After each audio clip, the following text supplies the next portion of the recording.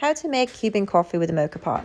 First, grab your lower chamber, fill it up with water to that little notch right there. Don't go over. Then grab your middle chamber, place it on top of that lower chamber, grab your Cafe Bustelo, which is the most authentic that we could find here, usually in the US, and then pack it with the coffee that's already ground, and pack it with the little spoon like this. It's about 3 teaspoons full for this small 50 ml Moka Pot. Don't worry if you're making a mess, you can always clean it up later.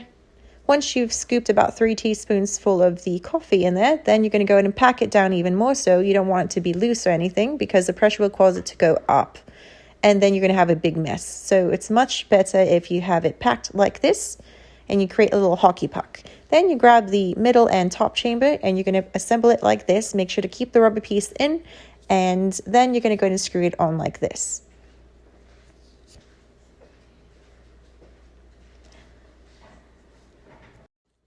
Placing the Moka Pot on low-medium heat with a burner that fits the bottom of that or in the size of it, you're going to let it sit for a while. Keep a good eye on it though.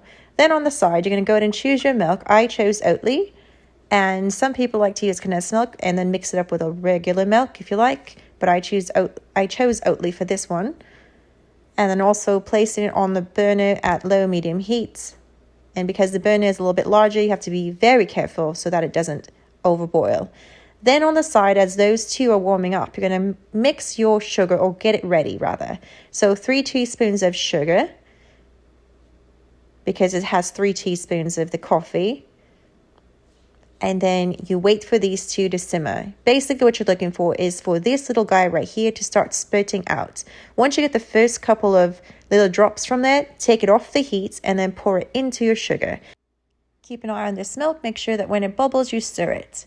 So then now that it's starting to spurt up, a couple of these drops will suffice to help create your little kind of caramelized type sugar foam for placing it into your coffee. And then you place it back onto the heat like that. And with the sugar, you're going to go to mix those little tiny drops of coffee to create that creamy type foam.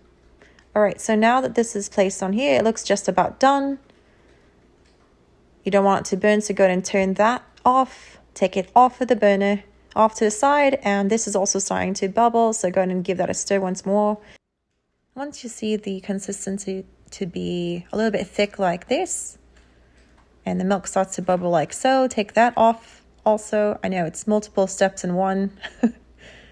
You have to multitask in making this Cuban coffee, but it's fairly easy once you get used to it. And then you're going to make round motions as you're pouring it like this into your little sugar coffee paste.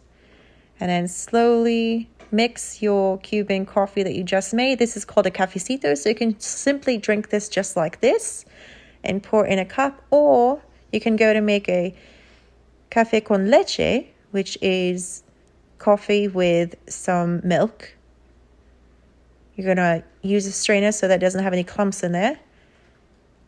And now your café con leche or Cuban coffee is all finished.